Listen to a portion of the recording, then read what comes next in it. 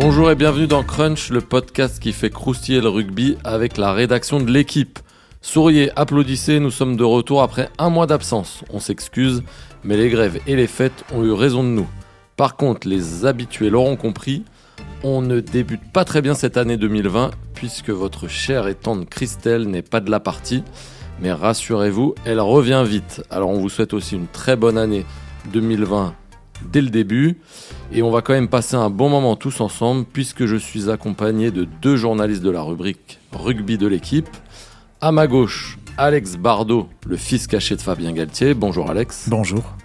Et à ma droite, Yann Sternis, le fils caché de Christophe Furios. Salut Max. Bonjour Yann. Ça tombe bien, ce nouveau numéro de Crunch est exclusivement consacré à l'Union Bordeaux-Bègles qui vient d'être sacré champion d'automne. Alors c'est parti, flexion, lié, jeu. Alors l'UBB, est-ce que ce sera le tube de cette saison ? À mi-parcours, le club girondin s'est emparé de la tête du classement devant Lyon grâce à un bilan quasi parfait, 47 points, 10 victoires, 1 nul et seulement 2 défaites. L'an dernier, pour rappel, à la même époque, c'est Clermont qui a été sacré champion d'automne avec 48 points. La question, est-ce que Bordeaux-Bègles est taillé pour durer ? On le sait, les saisons précédentes, le club s'est souvent écroulé lors du Money Time pour finir aux portes des phases finales. Alors, est-ce que ce sera encore le cas cette année ? Alex, ton avis ? Moi, je pense pas. Je pense pas parce que... peut-être que cette équipe baissera un peu de rythme sur la deuxième partie de saison. Et encore, j'en suis même pas sûr. Mais s'effondrer, ça voudrait dire ne pas se qualifier. Et aujourd'hui, ne pas se qualifier, pour moi, que l'UBB ne se qualifie pas, c'est vraiment très, très improbable. Aujourd'hui, ils ont 45 points. 47 points, 17 points d'avance, je crois, sur le 7e. C'est quand même beaucoup, même avec une demi-saison encore à jouer. Et puis, c'est une équipe qui affiche des convictions, que ce soit dans son jeu, dans ce qu'elle produit, mais aussi dans le discours. On sent que Christophe Furios a anticipé cette idée d'une deuxième partie de saison plus difficile et qu'il a mis en place un discours ou une stratégie mentale, on va dire, pour qu'il n'y ait pas cette baisse de performance. Et ça, je trouve que ça rejaillit aussi dans le discours des joueurs. Et je ne vois pas aujourd'hui ce qui pourrait faire que l'UBB s'effondre et s'écroule au point de ne pas se qualifier. Yann, toi qui les as suivis notamment peut-être un peu plus pendant la Coupe du Monde, qu'est-ce que tu en penses ? Tu les sens vraiment sur la bonne voie ? Là, ils sont sur une excellente dynamique. Et comme le disait Alex, une dynamique qui est tellement forte que même si elle baisse un petit peu, ça leur laisse une marge immense. Donc, effectivement, pendant le prochain tournoi, même s'ils perdent quelques matchs, ils peuvent perdre leur première place, mais pas leur objectif d'être dans les 6, probablement pas.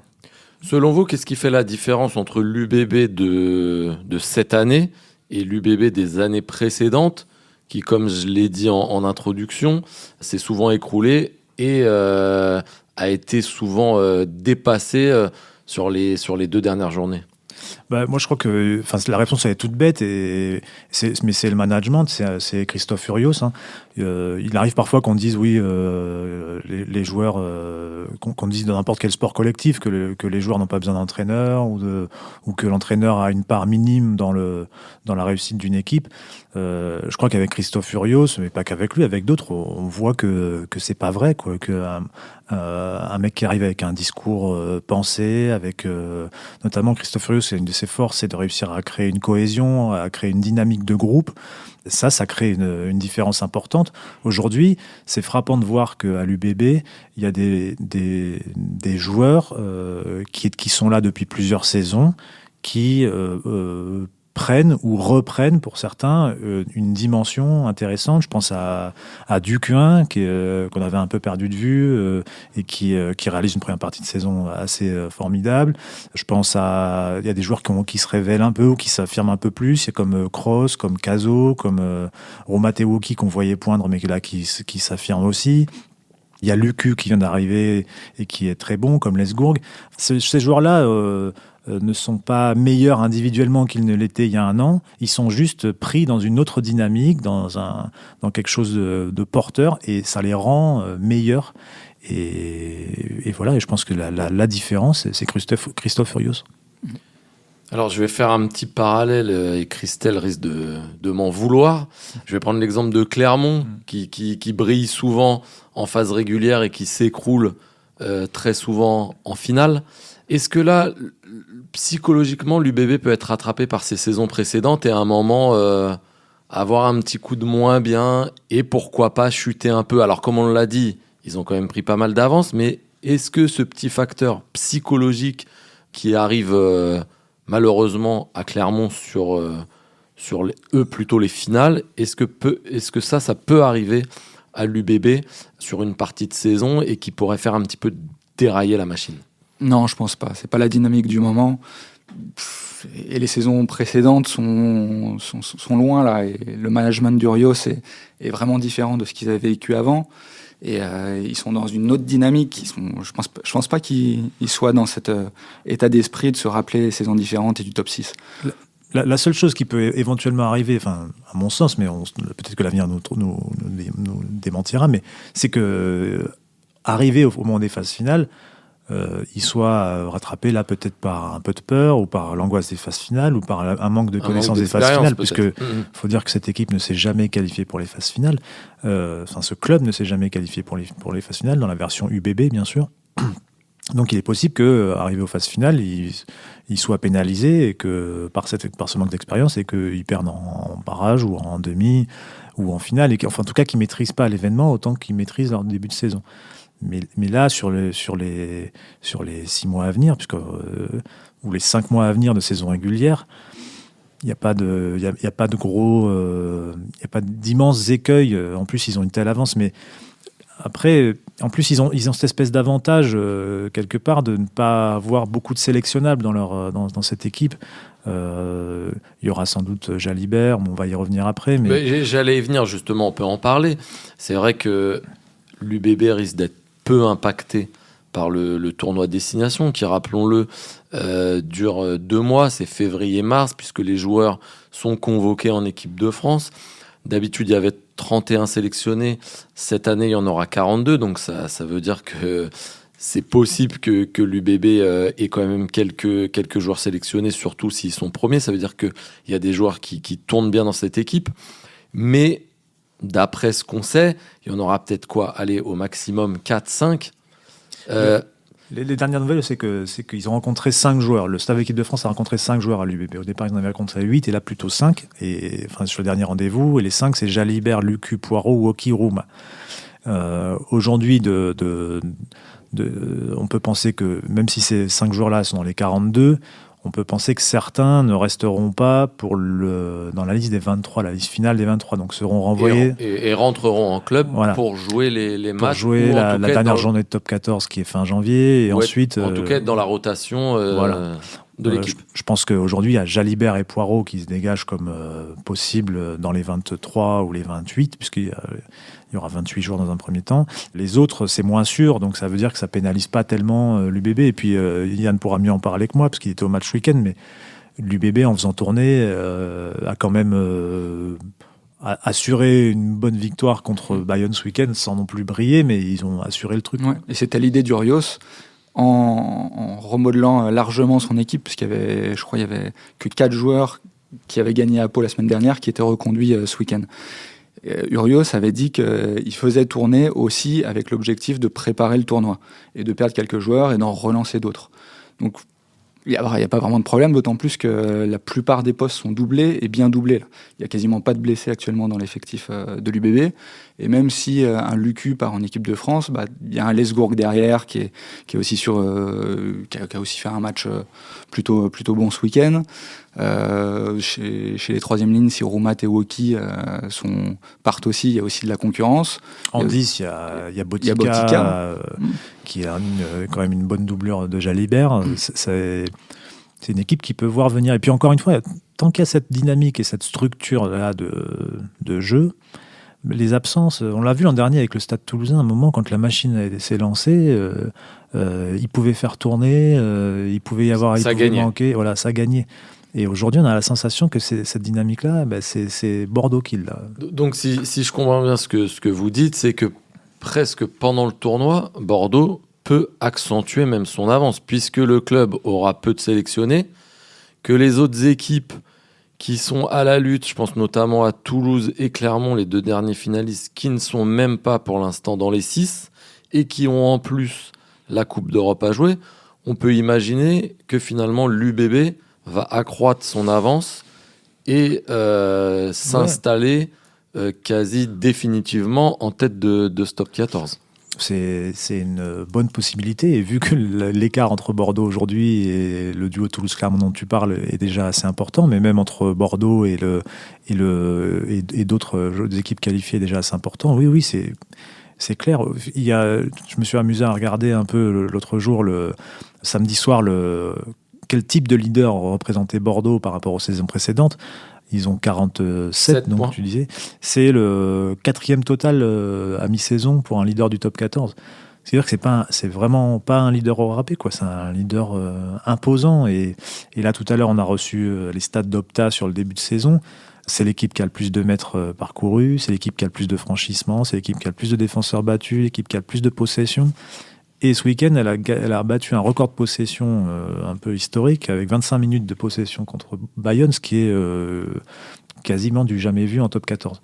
Donc il y a cet aspect-là, mais sans doute que on va en parler après. Il y a l'aspect jeu, quoi. Au-delà d'être un leader qui gagne, c'est aussi un leader qui séduit et qui produit ce dont on n'était pas sûr avant l'arrivée de Christophe Furios. Alors, avant de parler jeu, je vais terminer sur cette place de leader du top 14. Donc, l'UBB semble sur la bonne voie pour se qualifier pour les phases finales, voire même peut-être directement en étant à la première ou deuxième place directement qualificatif pour les demi-finales. Et même du côté du président Laurent Marty ou du manager Christophe Furios, on a l'impression que le club veut aller plus loin, que la qualification dans le top 6 n'est pas une fin en soi. Laurent Marty a déclaré à Sud-Ouest qu'il n'avait aucune limite, et le manager Christophe Furios a dit après la rencontre que l'objectif c'était d'être premier, mais en fin de saison. Ça veut bien dire que l'UBB a des ambitions hautes. Est-ce qu'on peut aller alors dans ces cas-là encore plus loin et dire qu'aujourd'hui, l'Union Bordeaux-Bègles est un prétendant au bouclier de Brennus, ou attention, il ne faut pas s'enflammer? Non, je crois que là, ça serait faire un pas en trop.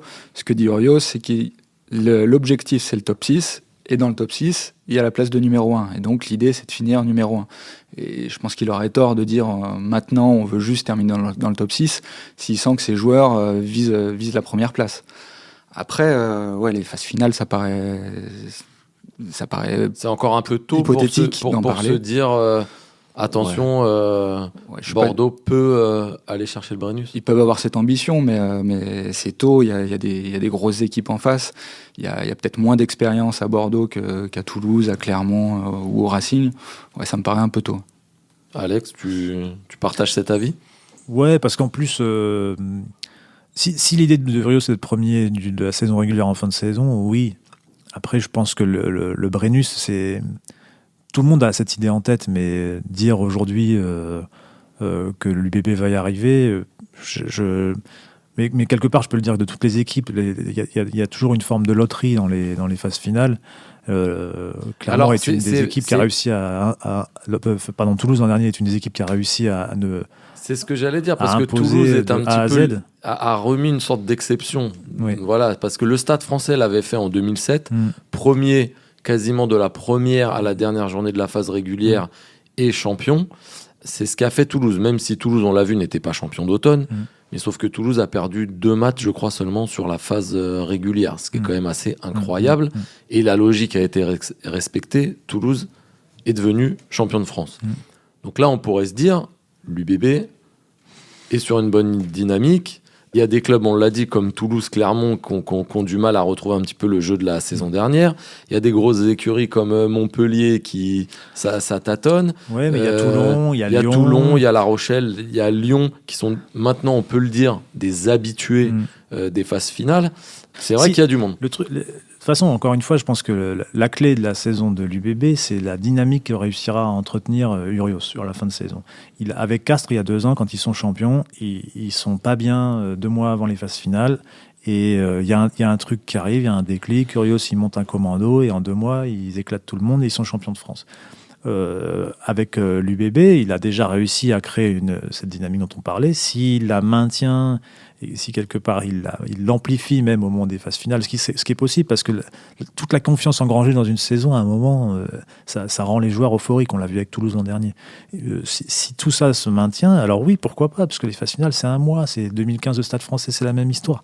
C'est 1 mois et pendant 1 mois, il faut être au taquet. Et l'expérience joue, mais finalement, pas tant que ça. L'an dernier, Stade Toulousain, ils sont champions de France avec un seul mec qui avait déjà joué une finale, je crois, c'était 2, UG et Médard.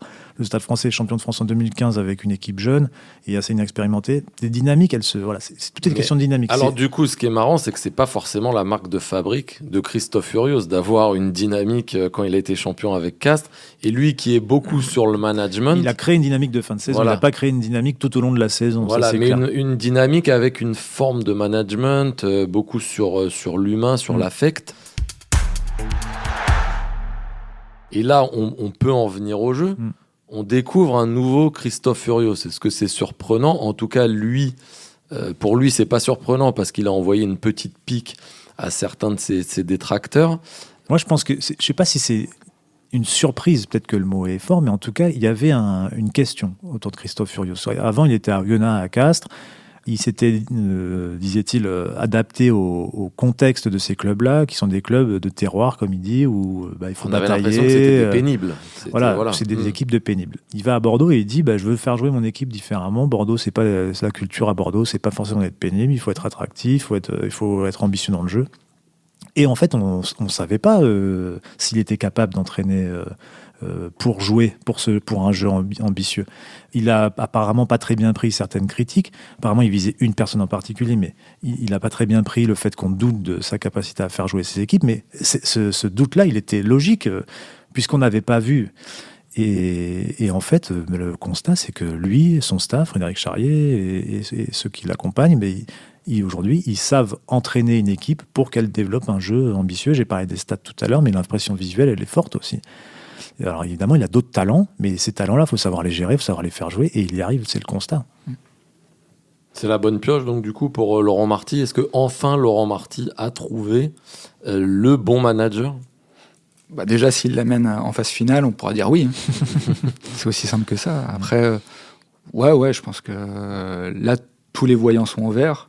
Il y avait un des autres objectifs de Christophe Urios, c'était de reconquérir le public de Bordeaux, donc qui était déjà assez massivement au stade, malgré les résultats pas spécialement bons des dernières années. Mais là, ils vont au stade et on sent qu'ils prennent du plaisir aussi. Donc, quelle est selon vous la part d'influence de Christophe Urios dans les résultats de l'UBB ? C'est difficile à parler. Pour moi, c'est majeur en fait. C'est majeur parce que au-delà même du jeu, je pense que c'est pas tellement en plus c'est pas son credo. Il sait faire jouer, on le voit. Il sait faire jouer une équipe dans un jeu offensif, dans un jeu qui concerne les 15 joueurs sur le terrain. Mais son credo, c'est de créer des dynamiques collectives, de créer un état d'esprit fort, quelque chose qui fasse que les joueurs donnent 101%, le mot n'est pas juste, j'aime pas cette expression, mais qu'en tout cas, dans l'engagement, ils soient tous au taquet. Dans l'engagement, dans la solidarité. C'est une notion que parfois on oublie un peu, mais elle est majeure. Et lui, il arrive à susciter ça. Il avait réussi à le faire à Castres, il avait réussi à le faire à Oyo. Et là, il y a à nouveau, avec d'autres joueurs, dans une autre ville, des joueurs qui sont peut-être un peu plus stars pour certains, stars dans le sens joueur international, joueur connu, joueur avec des grosses qualités. Il a quand même réussi à imposer ça, et on sent, quand l'UBB joue, au-delà de la technique, on sent un côté rouleau compresseur, quoi. On sent des joueurs qui sont concernés, qui font l'effort supplémentaire dans un rug, dans un replacement, dans un plaquage. Il y a une solidarité forte. Et comme il y a quand même un peu de qualité, ça fait un sacré cocktail. C'est quoi le risque aujourd'hui alors ? Qu'est-ce qui pourrait enrayer la machine ? Faudra déjà faire attention au prochain match de top 14 parce qu'ils ont un calendrier assez compliqué, même si ils vont jouer des équipes qui seront aussi pénalisées par des absences des internationaux. Mais justement, c'est vrai qu'ils vont à Toulouse, ils reçoivent le Loup et ils vont à Clermont. C'est vrai que c'est 3 grosses équipes, Mais si on regarde le calendrier, ces 3 équipes risquent d'être les 3 équipes qui vont avoir le plus de tricolores réquisitionnés à Marcoussis avec l'équipe de France. Donc finalement, on voit le calendrier qui arrive, on se dit attention, c'est peut-être le moment de vérité pour définitivement prendre de l'avance, mais on se dit aussi que finalement ça tombe plutôt bien puisqu'ils jouent des grosses équipes. Ouais, il y a peut-être un petit risque pour eux, c'est un petit risque. Une question, c'est comment ils vont gérer le fait de jouer les 2 tableaux. Ils sont aujourd'hui au taquet dans le challenge européen, qui n'est pas une compétition aussi demandeuse que la Coupe d'Europe, mais quand on veut la jouer, ça veut dire c'est de l'engagement mental, c'est de l'engagement physique, c'est une gestion d'effectifs. Et là, ils sont bien positionnés. On regardait ça ce matin. S'ils gagnent contre Édimbourg... Ils sont qualifiés, voilà. Ouais, ou pas loin. S'ils gagnent contre Édimbourg, ce week-end, le travail sera quasiment fait. Et on sent dans le discours de Laurent Marty dans le Sud-Ouest qui a la volonté d'aller loin. Donc aller loin en Coupe d'Europe, ça veut dire 3 matchs de plus en fin de saison. Les phases finales potentiellement si on va jusqu'au bout, quart, demi-finale, ça se gère et ça peut se payer. On a des exemples, hein. Des exemples d'équipes comme La Rochelle une année qui avait beaucoup misé sur qui avait fait le carton plein, je crois, en Coupe d'Europe, qui avait beaucoup misé sur un quart de finale et qui avait perdu finalement. Et voilà, ça s'était ressenti. Je pense à peut-être Clermont l'an dernier qui gagne le challenge. En fait, tout s'est vu. Il y a des équipes qui sont allées en finale de Coupe d'Europe, qui ont perdu en finale de Coupe d'Europe, qui ont été championnes de France derrière. Mais ce qui est sûr, c'est que ça laisse, on y laisse de l'énergie. On peut y laisser des plumes aussi, parce que plus on joue de matchs, plus on confronte les joueurs au choc et aux blessures éventuelles. Donc peut-être qu'à un moment, c'est un truc qui peut un peu, pas faire dérailler la machine, mais gêner un peu la progression de l'équipe. Mais de là à la faire dérailler, moi j'y crois pas. Je crois que cette équipe, elle jouera les phases finales du top 14, après advienne ce qu'il adviendra. Oui, après c'est toujours pareil, c'est une nouvelle compétition qui redémarre. On l'a vu sur les 10 dernières années, je crois que c'est le plus souvent le 4e en termes de stats qu'a remporté le Brennus, et pas forcément le premier de la phase régulière. Voilà. Mais en tout cas, tous les voyants pour vous sont aujourd'hui au vert pour voir une équipe de l'UBB à Nice, où seront organisées les demi-finales. Moi, je pense aujourd'hui, je les vois qualifiés direct. Bon. On en reparlera dans 6 mois, hein. Ça se trouve dans 6 mois vous vous moquerez, mais quand il y a une telle dynamique avec quelqu'un qui s'enflamme pas à la tête du truc, qui sait très bien comment mener son truc, qui a les talents comme on voit aujourd'hui à l'UBB, bon. Et on parlait du manque d'expérience pour finir de cette équipe de l'UBB qui a jamais joué, c'est vrai, les phases finales, même s'ils ont quelques internationaux comme Jeff Poirot, leur capitaine, qui a participé à la Coupe du Monde, qui a déjà joué des grands matchs, ou d'autres joueurs qui sont au club et qui étaient avant dans des clubs qui ont participé aux phases finales. Mais il y a Christophe Furios qui, lui, connaît parfaitement ces phases finales. Ouais. Il a été champion avec Castres, bon ça c'est une certitude, mais si je me trompe pas, il a quand même qualifié Oyonnax pour les phases finales du top 14. Quand il était entraîneur de Bourgoin, je crois bien que Bourgoin jouait quand même régulièrement avec lui, je ne sais plus s'ils les ont joués. Les demi-finales. Bon, avec Castres, il les a joués plus d'une fois. Donc, il y aurait quand même une certaine expérience de ces matchs particuliers. Mais il connaît ce contexte, il connaît le contexte de manière positive, c'est-à-dire qu'il sait comment amener une équipe, il sait comment gagner un titre. Il connaît aussi le contexte de manière négative. L'an dernier, ils sont plantés complètement dans l'approche de la phase finale avec Castres. Il a une connaissance globale des phases finales qui fait que je pense que plus on les joue, plus on sait éviter les pièges, plus on sait vers quoi aller. Et il pourra apporter effectivement un peu de vécu. Après, le vécu d'un entraîneur, et à un moment, quand il y a 14-14 avec 2 minutes à jouer en demi-finale, c'est important, mais il y a besoin de se faire le cuire aussi un peu pour les joueurs, y compris pour un mec comme Jalibert qui marche sur l'eau en début de saison. Gérer un match de phase finale, c'est pas pareil. On a vu plein des joueurs se noyer. C'est là aussi ce que j'allais dire. Voilà, c'est peut-être à ce moment-là que certains match winners, comme on dit, se révéleront ou pas justement, et entraîneront la perte de l'UBB. Mais aujourd'hui, comme on l'a dit, Christophe Furios, s'il écoute ce podcast, il va pas aimer. Il va se dire, mais le piège en fait, c'est d'écouter les louanges et les commentaires pour son équipe et pour ses joueurs. C'est ce que j'allais dire. Il y a peut-être ce risque-là que l'UBB, on dise que ce soit déjà fait, mais malgré tout, c'est pas nous qui avons déclaré dans Sud-Ouest aucune limite. C'est pas nous qui avons déclaré que on veut voir plus loin. Après, moi personnellement, quand on est premier champion d'automne, qu'on n'a que 2 défaites en 13 matchs sur la phase aller, pour moi, ils peuvent pas se cacher en fait. Non, pour moi, aujourd'hui, c'est difficile de dire oui, on prend les matchs les uns après les autres. Là, aujourd'hui, l'UBB peut pas dire on verra les expériences des autres années, c'est difficile. Je pense que ça fait partie ça fait partie quelque part de la maturation de cette équipe. Christophe Furios, il aime bien assumer les choses. Il aime bien dire on va le faire, quoi. On va tout faire pour le faire. On va le faire. Il aime bien ça. Et donc, je pense que c'est aussi une manière de dire aux joueurs, maintenant, l'objectif, il est là. Et il faut qu'on soit à la hauteur de ça. Et on va faire les efforts pour ça.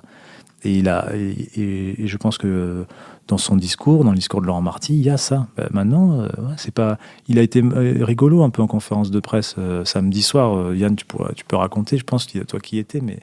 Il a d'abord parlé du faux trophée de champion d'automne. Enfin, on lui a demandé qu'est-ce que ça vous fait d'être champion d'automne. Il a dit j'ai rien, j'ai pas une assiette, j'ai pas de trophée, il y en a pas. Et après, effectivement, il a plutôt assumé ses ambitions. On lui a demandé quel sera le piège. Il a dit mais les pièges, il y en a pas, quoi. Il y en a pas. Le piège, on a les armes en main, on sait où il faut aller, on a la dynamique. On va pas s'enflammer, mais c'est pas parce qu'on ne s'enflamme pas qu'on n'a pas d'ambition. Mais après, pour moi, c'est logique. Il a qualifié Oyonnax alors que personne pensait qu'Oyonnax pourrait jouer les phases finales. Il a été champion avec Castres.